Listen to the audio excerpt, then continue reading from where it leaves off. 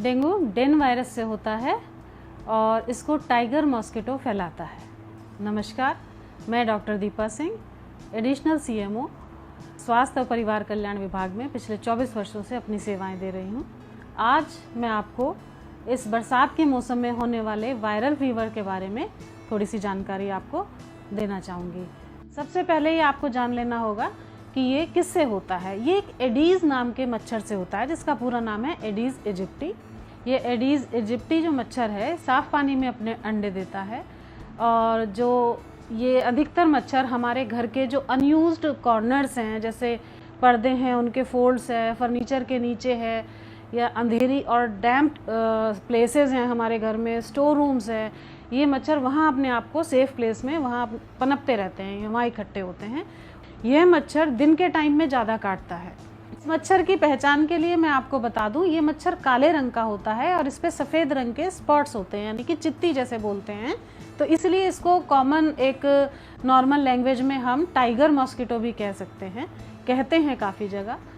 इस मच्छर के काटने से अब डेंगू फीवर के आपको लक्षण भी पता होने चाहिए। जैसे कि आम नॉर्मल वायरल फीवर में होता है कि तेज़ बुखार चढ़ेगा, इसमें भी ऐसा ही होता है, तेज़ बुखार चढ़ता है और उसके साथ साथ आपको इसमें दर्द होगा मांसपेशी में। अधिकतर हर वायरल फीवर में होता है, लेकिन इसमें जो बॉडी पेन होता है वो बहुत ज़्यादा होता है, सीवियर होता है। इनफैक्ट जॉइंट्स पेन भी इसमें बहुत ज़्यादा होता है।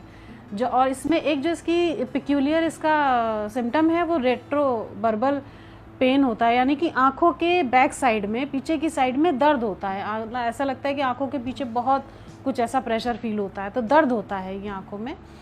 और इसमें शरीर पे आपको चकत्ते जगह जगह आपको मिल जाएंगे, जैसे लगता है कि स्किन के नीचे हल्की हल्की ब्लीडिंग होनी शुरू हो गई है, या एलर्जिक जैसे चकत्ते लाल लाल रंग के।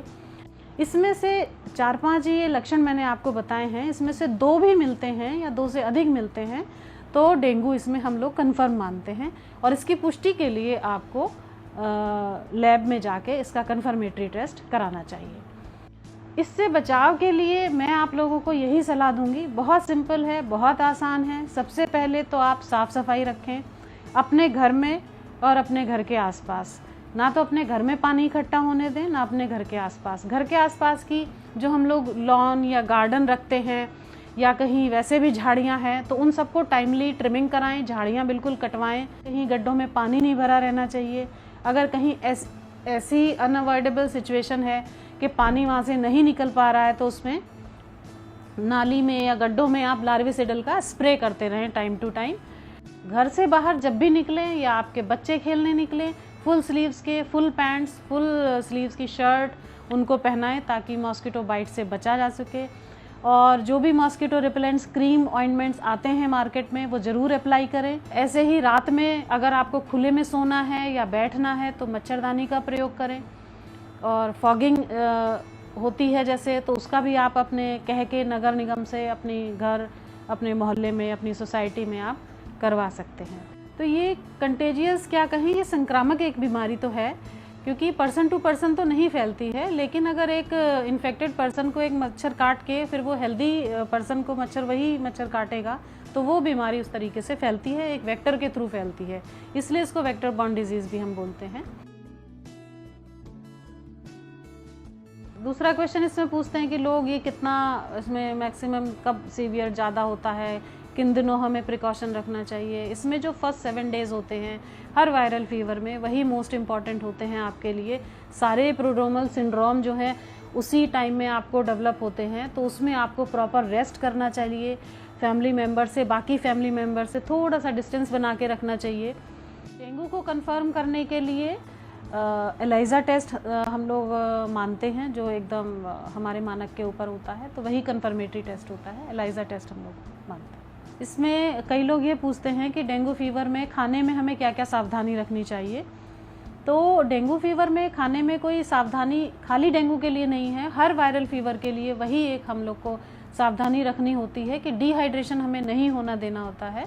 तो हमें लिक्विड डाइट्स हमें ज़्यादा से ज़्यादा लेनी चाहिए। इसमें कि हॉट लिक्विड्स डाइट अगर हम लें तो ज़्यादा रहेगा। सूप है, चाय, टी, कॉफ़ी या गर्म दूध भी ले सकते हैं हल्दी डाल के।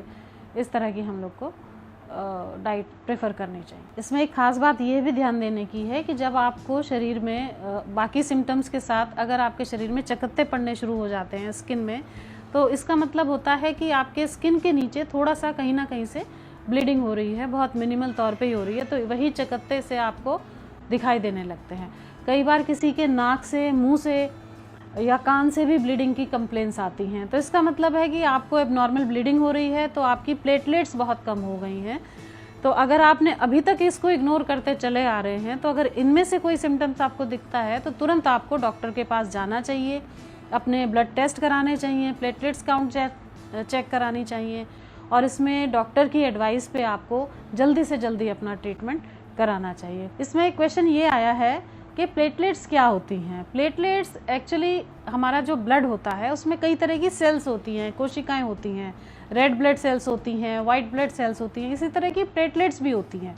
इन प्लेटलेट्स का काम जो होता है खून को बहने से रोकना होता है, यानी कि जैसे हमारी कहीं कट लग जाता है, ब्लीडिंग होती है, कुछ देर बाद वो स्टॉप हो जाती है, थक्का बन जाता है, तो ये प्लेटलेट्स का काम है। अगर हमारी प्लेटलेट्स कम हो जाएंगी तो वो ब्लीडिंग होनी शुरू हो जाएगी और वो उसको रोकना मुश्किल होगा। मैं आशा करती हूँ आप सब लोगों को ये वीडियो अच्छा लगा होगा और ये जानकारी आपके लिए उपयोगी साबित होगी। आपको और अपने समाज को आप डेंगू फीवर से बचा पाएंगे, सुरक्षित रखेंगे।